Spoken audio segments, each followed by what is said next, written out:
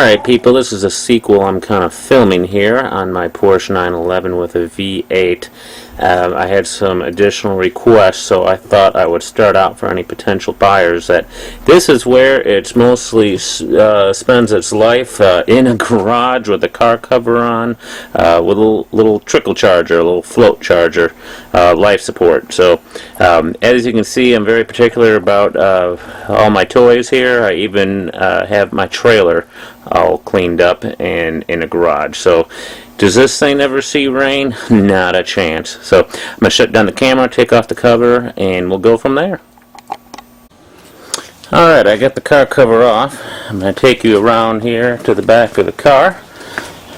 I have propped up the rear hood here to show the engine. I also have not started this in a couple of weeks, sad to say, but it is outside temperature here at 70 degrees roughly. Yeah, that's a cold engine, definitely. Here's the outside temperature at 72. Also going to show you underneath the car. There are no oil leaks or anything of that matter. The pavement is nice and dry as it's been sitting there. So let's go inside the car. And what I do in this situation where it's been sitting here is I'm not going to arm it yet. I'm just going to press the starter and I'm going to watch my oil pressure gauge here until it starts to build oil pressure. Okay. I'm not going to give it any gas here, and you can see how the oil pressure has built. So I had to power the gauge second time. Now I'm going to start pumping the gas. I've got some oil pressure, and we're going to get it to start here.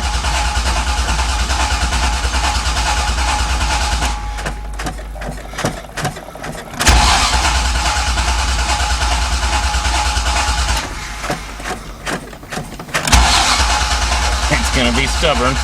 I'm not going to cut this because I want you to see it all. Pump the gas a few times. There we go.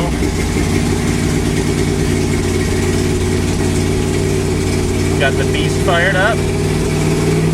Now the choke is hardwired. It is a Poly 4 barrel. So I'm going to hold it at 2,000 RPM.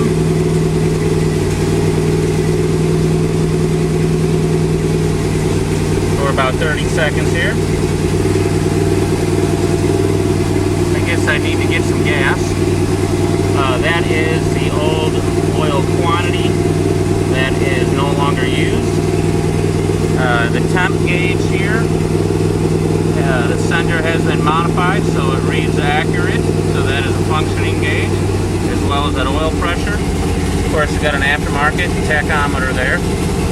I have twisted the speedometer because if you can see from my point of view while I'm driving, a lot of times you cannot see the lower speed when you're driving in town. So I have turned it so I can read the speed. There's our clock, and I'm getting a bad glare. That is our voltmeter. I don't know if you can read that, but it says 13.2. And then I've got an aftermarket stereo in there, of course. Other than that, very minimal amount of gauges. This is all business. And then, of course, we got an adjustable shift light here. It's got a little dial in the back, so you can dial in the RPM. I do have a 6,000 RPM chip in the car, and I have that set at about 5,700. We're going to let these engine kind of drop here. Should settle into a nice idle. There we go.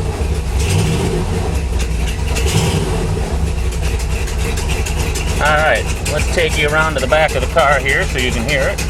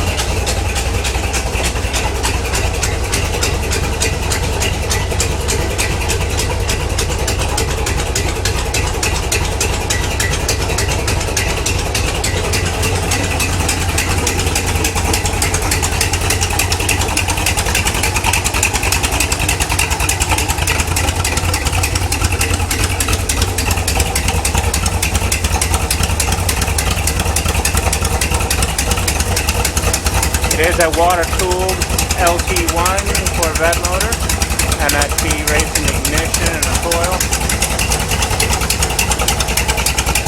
There's actually plenty of room to work on it, as you can see. A lot easier to work on than the stock motor. It's got Flowmaster 40 exhaust on it, dual exhaust.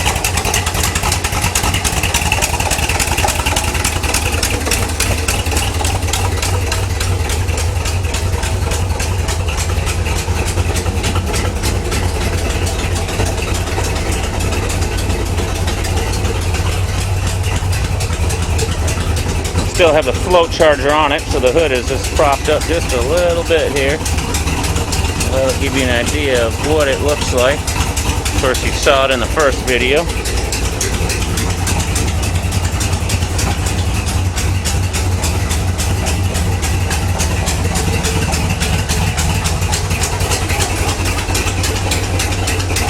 And as requested, no music.